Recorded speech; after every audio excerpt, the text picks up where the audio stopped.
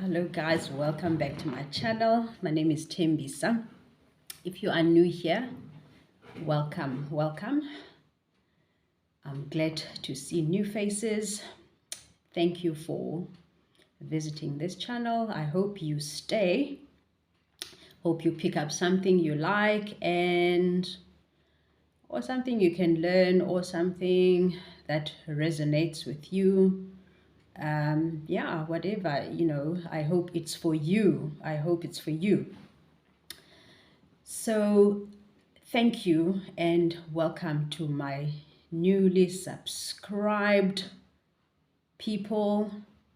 Thank you for subscribing. We welcome you and thank you for being part of this family that's growing. Thank you very much.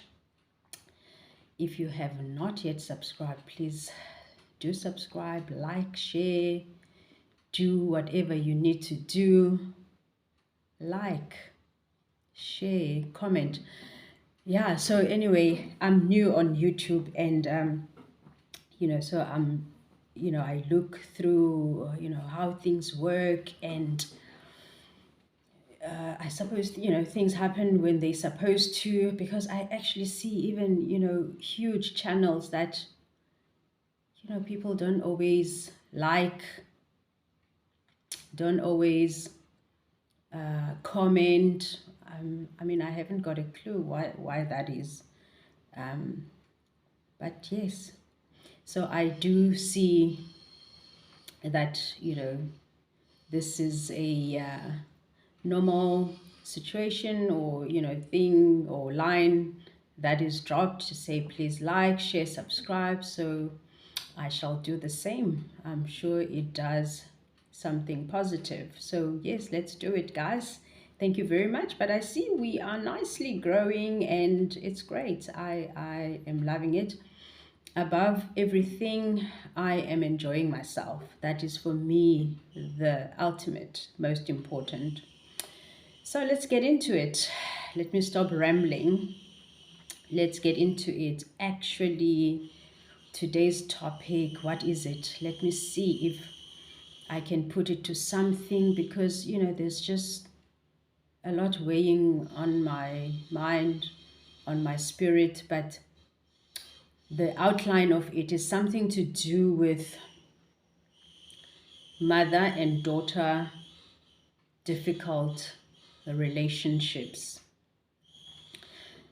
or toxic parents, shall we call it.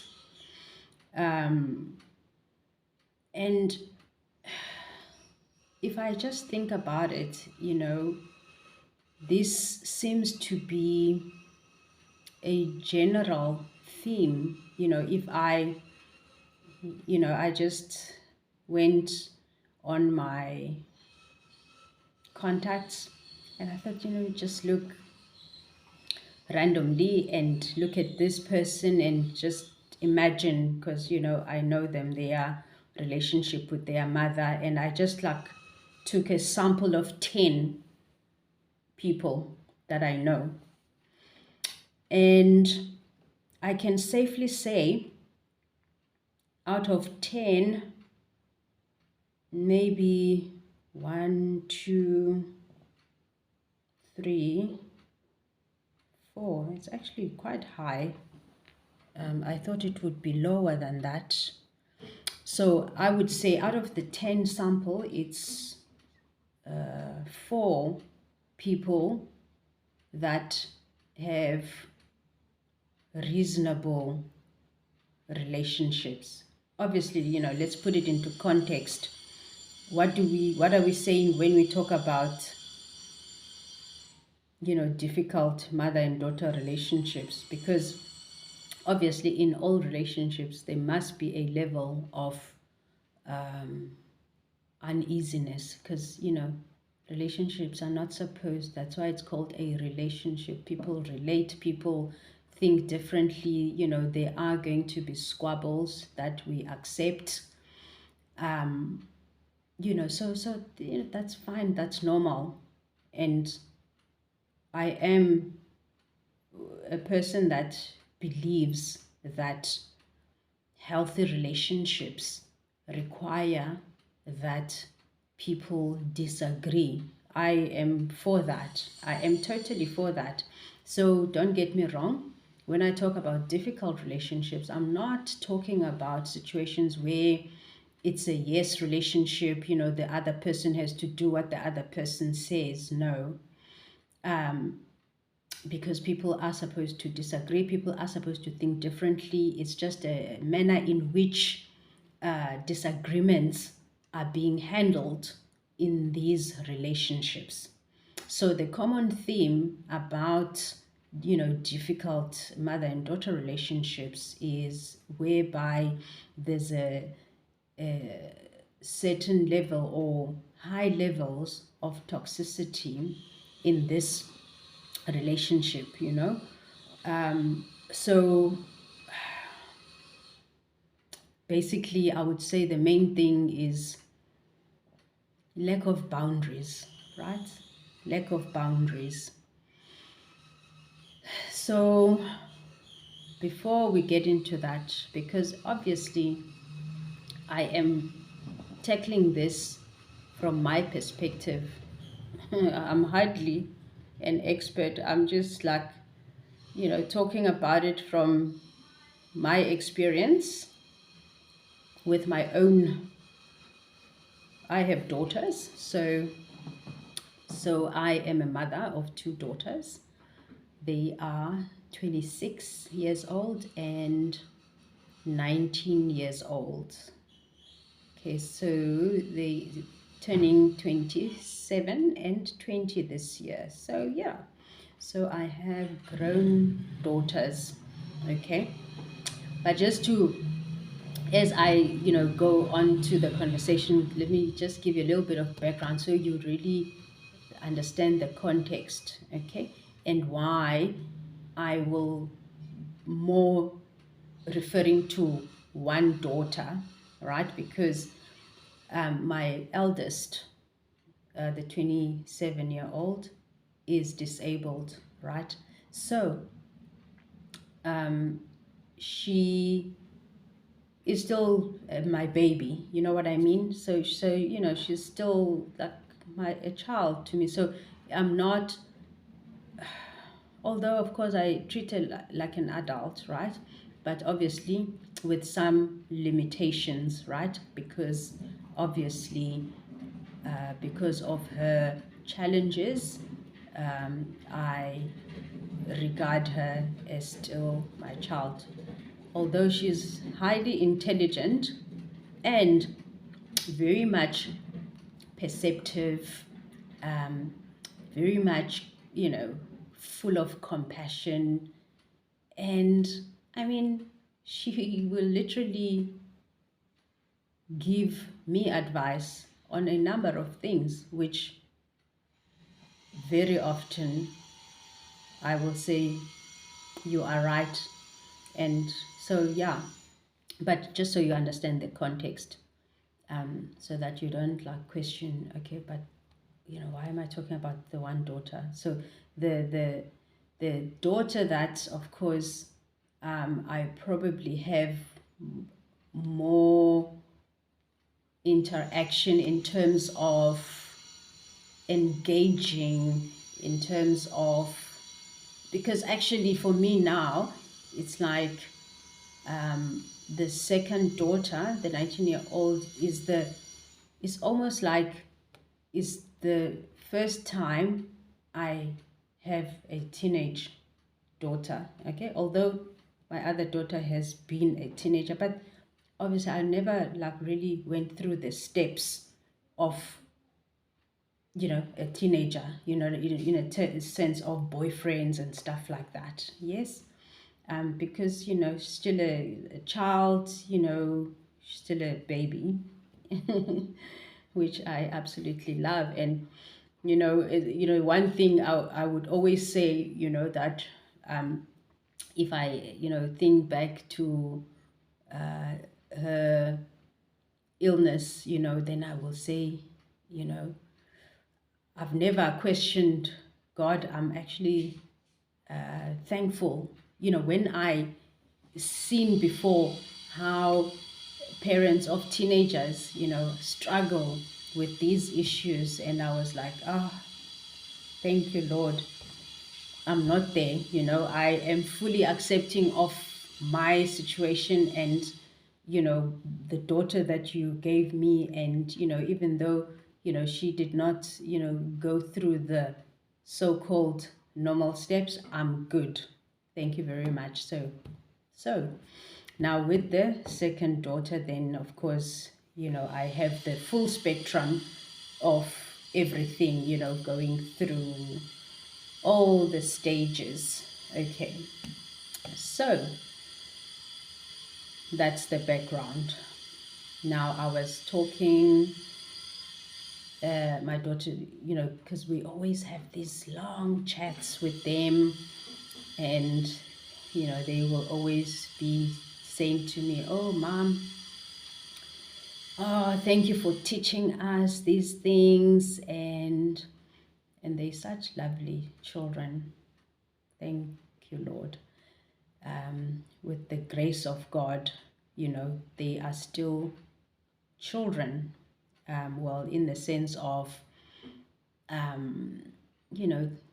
they are still with us 24/7 at home. They, have never slept out, things like that. Obviously, disclaimer, I always say, even to them, to parents, I will never vouch for my children, and no parent should ever vouch, because ultimately we don't know, what they are doing when we are not there. All right. That's the basic principle. However, having said that, I always take things from an angle of trust, okay? Because that is important, to show them trust. Because if you do not show someone that you trust them, they're going to act in a manner of being untrustworthy, right? Because you are not bestowing trust unto them. Okay, so but obviously, that sounds now contradictory, but it's not. I'm just saying, I let them know as well that, look, you're your own person, so you must know that I fully trust you, but also, I'm not gonna, not leave an opening that, things can happen. That's life. That's how I approach life. So anyway, I will digress a lot because there's so much in my mind, so I'm everywhere, but hopefully it all ties in and makes sense. So yesterday, we were driving. It was perfect because it was myself, the two of them at the back, and my uncle sitting with me in front. So we were driving to take my uncle home. It was his birthday. He visited with us yesterday, so we're taking him home. And then, my uncle was telling us, he loves to tell his stories, because, he loves women, that it's his thing. And so he was telling us about how, he has a roster for all these women, like on Monday, then it's this one, on Tuesday it's this one, Wednesday, whatever. Okay, this is real life, people. I mean, we can pretend these things are not happening. So, but we are listening, the children are listening at the back, and they are like, yo, hi, we are learning. I said, well, you better learn. You better understand that these men put you on a flippin' roster, okay? And you better get it from the horse's mouth, because yes, your uncle is saying these things and he's a man. So do not think that you are not being put on a roster. All right. So my uncle was saying, yeah, no. If you don't pitch on your time, on your slot, don't think you're gonna come on Tuesday if your roster was for Monday. I say, girls, are you hearing? Are you hearing what your uncle is saying? Say, yo, mama, hi, Siava, we are hearing. I said, yeah, you better understand this. Obviously, this is not to say that this is the type of behavior you must accept. No. I do not advocate for that. If anything, if there are any rosters to be made, you should be making the rosters and not the rosters being made for you. So, of course, we're laughing. So, without digressing, I am just like sharing with you the type of open relationship I have with my daughters. So, today, the young one, well, both of them walked in to my office and they say, mom, the young one says, I was just asking dad now that, hypothetically, she says, I was asking dad hypothetically, remember she's 19 going 20. I was asking dad, what if, she wanted to do a sleepover at a friend, and dad's response was, no, I don't like sleepovers. and so when she went into a debate with dad as to, but dad, why? No, I just don't like it. But she says, but dad is not giving me reasons, why. Okay. So then when it all came to a halt with dad, because men, they don't know how to get into it, then his thing was, well, go ask your mother, because ultimately she must decide. So of course now they come to me. So she says, well then, mom, what would you say if I wanted to go to, for a sleepover with my friend? Now she mentions a girlfriend, or my friend mentions like a guy friend, because she does not have a boyfriend, or shall I put it, a romantic relationship that I'm aware of, because disclaimer, I don't know everything, but I always try to put myself in a situation where I know everything, that she does not feel not to tell me things. So I do believe she does, but also leaving a reservation that naturally there might be details that I don't know. So I say, but now how does it become my decision? I can't decide for your life. So she says, well, that's exactly what I told dad, that you're going to say exactly that. I said, yes, you know that I will never be in a situation where I'm going to say to you no or yes to anything. I think my job is done. My job is done. Like, it's not for me now. You have to make your own decisions. You know what's what. I mean, there's nothing I can say to you that's gonna change anything. If you want something to happen, it's gonna happen. If you don't want, it's got nothing to do with me. I'm not that kind of a mother. Okay, I teach, I back off, right? I watch, all right? And so, because what is the point? Because you need to apply.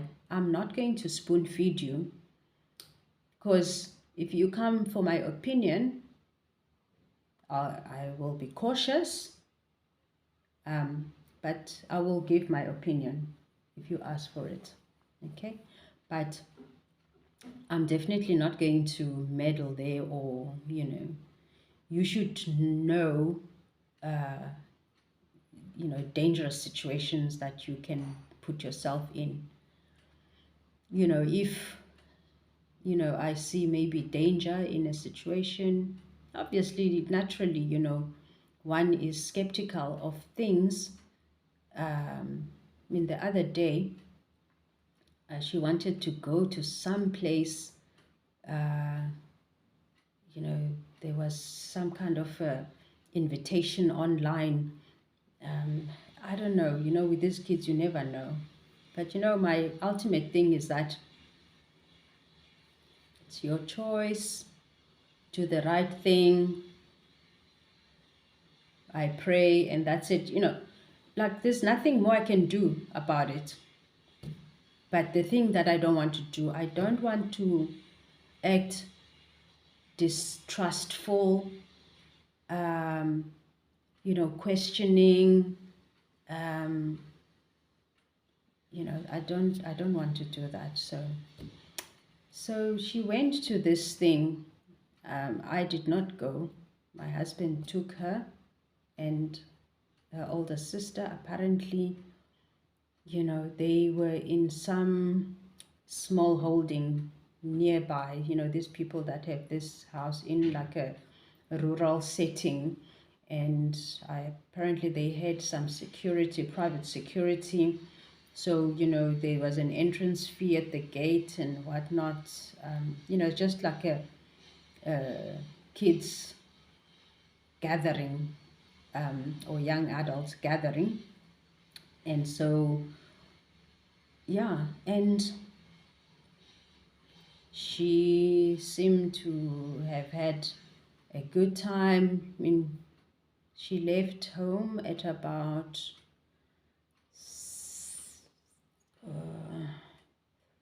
4 o'clock, 6, yeah, about 6 o'clock, and to 7. And she asked Dad to fetch her at about 10 o'clock. All right, so at 10 o'clock, she was at her pickup, spot, and she came home, and it was fine. She was fine, no problems. Okay, so what's there not to trust? What's there not to trust? So yeah, that is how I operate, and so that is how it is in this household. So anyway, back to the story about sleepover. So I said, look, sleepover, it's not really about, she's asking me, so what do you think, Mom? I said, well, why do you care what I think? What do you want? You want a sleepover? Have you ticked the boxes? Is it safe? Whatever. Then it's got nothing to do with me, right? It's got nothing to do with me, because that's how, it's a consistent answer for me. I'm not going to control your ins and outs. I never had to. I've never had issues with her. We always know where she is. There's never been issues, literally. So go on, have fun. In fact, I was the one this year, I said, well, I said to her, my wish for you is I want you to have a social life because it's important for any human being to be integrated, with other humans. Because it's not good for these kids to interact on with their phones, and there must be human connection. So, she was like, Mom, this is strange. Like, parents don't do that, don't like want their children out of the house and saying, go, phone your friends, go and have fun. Like, no, I said, no, you must. Like, you have to. I want you to have fun. I want you to experience life. Like, this is